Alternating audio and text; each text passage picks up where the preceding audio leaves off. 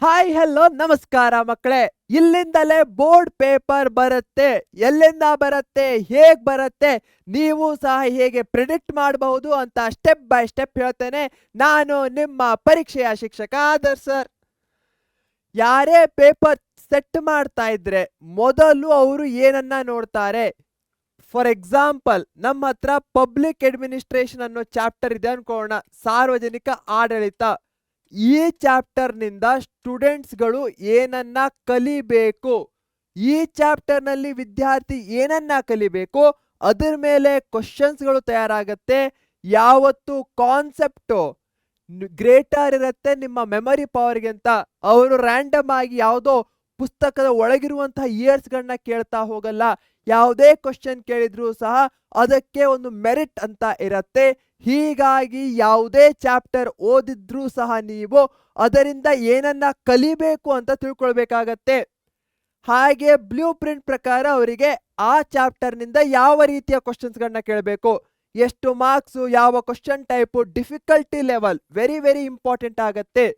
ಪ್ರತಿಯೊಂದು question ಪೇಪರ್ನಲ್ಲೂ easy, moderate, difficult ಈ ರೀತಿಯಾಗಿ ಕ್ವಶನ್ಸ್ಗಳನ್ನ ಡಿವೈಡ್ ಮಾಡ್ತಾರೆ. ಈಸಿ ಅಂದ್ರೆ ಸುಲಭವಾಗಿ ಆನ್ಸರ್ ಮಾಡುವಂತಹದ್ದು, ಮೀಡಿಯಂ ಅಂದ್ರೆ ಸ್ವಲ್ಪ ಯೋಚನೆ ಮಾಡಬೇಕಾಗತ್ತೆ, ಡಿಫಿಕಲ್ಟ್ ಅಂದ್ರೆ for example application based questions ಇರಬಹುದು ಅಥವಾ ಕ್ವಶನ್ಸ್ಗಳನ್ನ ಟ್ವಿಸ್ಟ್ ಮಾಡಿ ಕೇಳ್ತಾರೆ, ಅದೇ ಆಗಿರತ್ತೆ. ಬ್ಲೂ ಪ್ರಿಂಟ್ ನಿಂದ ಎಂದೂ ಸಹ ನಿಮಗೆ ಎಕ್ಸಾಕ್ಟ್ ಕ್ವಶನ್ಸ್ಗಳು ಸಿಗಲ್ಲ. ಬಹಳಷ್ಟು ಮಕ್ಕಳು ಕೇಳ್ತಾ ಇರ್ತಾರೆ, ಬ್ಲೂ ಪ್ರಿಂಟ್ ಅನ್ನ ನೋಡಿ ಓದ್ಲಾ, ಬ್ಲೂ ಪ್ರಿಂಟ್ ಅನ್ನ ನೋಡಿ ಓದ್ಲಾ. ಮಗು, ಬ್ಲೂ ಪ್ರಿಂಟ್ ನಿಂದ ನಿನಗೆ ಜಸ್ಟ್ ಯಾವ ಟೈಪಿನ ಕ್ವಶನ್ಸ್ಗಳನ್ನ ಕೇಳ್ತಾರೆ ಅಂತ ಅಂಡರ್ಸ್ಟ್ಯಾಂಡ್ ಆಗತ್ತೆ, ಬಟ್ ಎಕ್ಸಾಕ್ಟ್ ಕ್ವಶನ್ಸ್ಗಳು ಸಿಗಲ್ಲ. ಎಕ್ಸಾಕ್ಟ್ ಕ್ವಶನ್ಸ್ಗಳು ಎಲ್ಲಿ ಸಿಗತ್ತೆ? ಟೆಕ್ಸ್ಟ್ ಬುಕ್ಕಿನ ಕಾನ್ಸೆಪ್ಟ್ಸ್ಗಳಿಂದ ಸಿಗತ್ತೆ. ಫಾರ್ ಎಕ್ಸಾಂಪಲ್, ಯಾವುದೇ ಚಾಪ್ಟರ್ ಇದೆ ಅಂದ್ರೂ ನೀವು ಟೆಕ್ಸ್ಟ್ ಬುಕ್ಕಿನಲ್ಲಿ ಅದರ ಕ್ವಶನ್ ಅಂಡ್ ಆನ್ಸರ್ ಅಭ್ಯಾಸ ಭಾಗಕ್ಕೆ ಹೋದಾಗ ಗೊತ್ತಾಗತ್ತೆ ಅವರು ಯಾವ ಕಾನ್ಸೆಪ್ಟ್ಸ್ಗಳನ್ನ ಕೇಳ್ತಾ ಇದ್ದಾರೆ ಅಂತ. ಆ ಕಾನ್ಸೆಪ್ಟ್ಸ್ಗಳನ್ನ ಸರಿಯಾಗಿ ತಿಳ್ಕೊಂಡ್ರೆ ನಿಮ್ಮ 80% ಆಫ್ ದ ಕೆಲಸ ಆದಂಗೆ.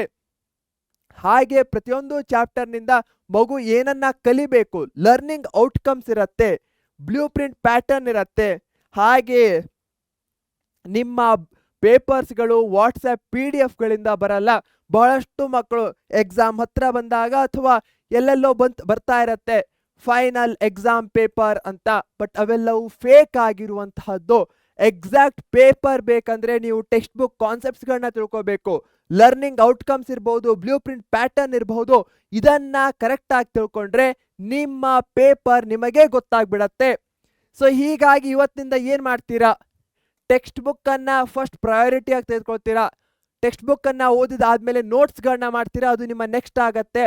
ಇವೆರಡೂ ಮಾಡಿದಾದ್ಮೇಲೆ PYQs, LBAs ಇವುಗಳ ಬೇಸ್ಡ್ ಮೇಲೆ ರಿವಿಷನ್ ಅನ್ನ ಮಾಡ್ತೀರಾ. ರೀಲ್ಸ್ಗಳು ಲಾಸ್ಟ್ ಅಲ್ಲಿ ಇರಬೇಕಾಗತ್ತೆ. ಯಾಕಂದ್ರೆ ಈಗ ನಾವು ಅಭ್ಯಾಸದ ಬಗ್ಗೆ ಪೂರ್ತಿಯಾದ ಗಮನವನ್ನ ಹರಿಸಬೇಕು. ಬರೀ ಇನ್ಸ್ಟಾಗ್ರಾಮ್ ರೀಲ್ಸ್ಗಳನ್ನ ಸ್ಕ್ರೋಲ್ ಮಾಡಿ ಟೈಮ್ ಅನ್ನ ವೇಸ್ಟ್ ಮಾಡೋದು ಬೇಡ. ಎಷ್ಟು ಮಕ್ಕಳು ಇನ್ಸ್ಟಾಗ್ರಾಮ್ ರೀಲ್ಸ್ಗಳನ್ನ ಸ್ಕ್ರೋಲ್ ಮಾಡ್ತೀರಾ? ಕಮೆಂಟ್ ಅಲ್ಲಿ ತಿಳಿಸಿ. ಇನ್ಸ್ಟಾ ಅಂತ ಹಾಕಿ. ಇನ್ಸ್ಟಾಗ್ರಾಮ್ ಅಲ್ಲಿ ಸ್ಕ್ರೋಲ್ ಮಾಡಲ್ಲ ಅಂದ್ರೆ ನಾವು ಪರೀಕ್ಷೆ ಚಾನೆಲ್ ಅನ್ನ ಓದ್ತೇವೆ ಅಂದ್ರೆ ಪರೀಕ್ಷೆ ಅಂತ ಕಮೆಂಟ್ ಅಲ್ಲಿ ಹಾಕಿ. 2 ಆಪ್ಷನ್ಸ್ಗಳಿವೆ, ಒಂದು ಇನ್ಸ್ಟಾ ಮತ್ತೊಂದು ಪರೀಕ್ಷೆ. ಯಾವುದು ಅಂತ ಕಮೆಂಟ್ ಅಲ್ಲಿ ತಿಳಿಸಿ. 625 ಔಟ್ ಆಫ್ 625 ಬೇಕಂದ್ರೆ ಟೆಕ್ಸ್ಟ್ ಬುಕ್ ಅನ್ನ ನಿಮ್ಮ ಬೆಸ್ಟ್ ಫ್ರೆಂಡ್ ಆಗಿ ಮಾಡ್ಕೊಳ್ಳಿ. ಯಾಕಂದ್ರೆ ಇಲ್ಲಿಂದಲೇ ಬೋರ್ಡ್ ಪೇಪರ್ ಬರುತ್ತೆ. ಟೆಕ್ಸ್ಟ್ ಬುಕ್ ಇಂದ ಹೊರಗಿಂದ ಒಂದು ಕ್ವಶನ್ ಸಹ ಬರಲ್ಲ, ಒಂದು ಮಾರ್ಕ್ಸ್ ಸಹ ಬರಲ್ಲ. ಹೀಗಾಗಿ ಟೆಕ್ಸ್ಟ್ ಬುಕ್ಕೇ ನಮ್ಮ ಬೆಸ್ಟ್ ಫ್ರೆಂಡ್ ಎಲ್ಲಾ ಸಹ ಆಗಿರ್ತಾರೆ. ಹೀಗಾಗಿ ಟೆಕ್ಸ್ಟ್ ಬುಕ್ ಅನ್ನ ಯಾವುದೇ ಕಂಡೀಷನ್ದಲ್ಲೂ ಸೆಕೆಂಡ್ ಪ್ರಯಾರಿಟಿ ಮಾಡಬೇಡಿ.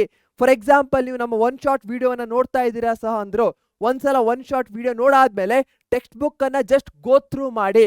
ಇದು ಎಕ್ಸ್ಟ್ರೀಮ್ಲಿ ಇಂಪಾರ್ಟೆಂಟ್ ಆಗಿರುವಂತಹದ್ದು. ಏನೇ ಬರಲಿ ಟೆಕ್ಸ್ಟ್ ಬುಕ್ ಅನ್ನ ಡಿಪ್ರಯಾರಿಟೈಸ್ ಅಥವಾ ಸೆಕೆಂಡ್ ಆಪ್ಷನ್ಗೆ ಹಾಕ್ಲಿಕ್ಕೆ ಹೋಗಬೇಡಿ. ಇವತ್ತಿನ ಕ್ಲಾಸ್ನಿಂದ ಪೇಪರ್ ಹೇಗೆ ಸೆಟ್ ಆಗತ್ತೆ ಅಂದ್ರೆ, ಟೆಕ್ಸ್ಟ್ ಬುಕ್ಕಿನ ಒಂದು ಚಾಪ್ಟರ್ ಅಲ್ಲಿ ಬ್ಲೂ ಪ್ರಿಂಟಿಗೆ ಎಷ್ಟು ಮಾರ್ಕ್ಸ್ ಬರ್ತಾ ಇದೆ ಅಂತ ನೋಡ್ತಾರೆ. ಹಾಗೆ ಆ ಚಾಪ್ಟರ್ ನಿಂದ ವಿದ್ಯಾರ್ಥಿ ಏನನ್ನ ಕಲ್ತ್ಕೊಳ್ಬೇಕು, ಆ ಕಲ್ತ್ಕೊಂಡಿದ್ದನ್ನ ಚೆಕ್ ಮಾಡ್ಲಿಕ್ಕೆ ಯಾವ ರೀತಿಯ ಕ್ವಶನ್ಸ್ಗಳನ್ನ ಕೊಡಬೇಕು, ಈಸಿ ಆಗಿರುವಂತಹದ್ದು, ಮಾಡ್ರೇಟು, ಮಧ್ಯಮನೋ, ಡಿಫಿಕಲ್ಟ್, ಕಷ್ಟನೋ ಅದನ್ನ ಡಿಸೈಡ್ ಮಾಡಿ ಪೇಪರ್ ಅನ್ನ ಸೆಟ್ ಮಾಡಲಾಗತ್ತೆ. ಇದು ಕ್ಲಿಯರ್ ಆಗಿದ್ರೆ ವಿಡಿಯೋವನ್ನ ಲೈಕ್ ಮಾಡಿ, ಇದರಿಂದ ನನಗೂ ಸಹ ಅರ್ಥ ಆಗತ್ತೆ ಯು ಆರ್ ವಿತ್ ಮೀ ಅಂತ. ಹಾಗೆಯೇ ಪರೀಕ್ಷೆ ಚಾನೆಲ್ ನ ಇನ್ನೂ ಸಬ್ಸ್ಕ್ರೈಬ್ ಮಾಡಿಲ್ಲ ಅಂದ್ರೆ ಈಗಲೇ ಸಬ್ಸ್ಕ್ರೈಬ್ ಮಾಡಿ. ನಾನು ನಿಮ್ಮನ್ನ ಭೇಟಿಯಾಗಲು ಕಾಯ್ತಾ ಇರ್ತೇನೆ. Take care, thank you, bye bye.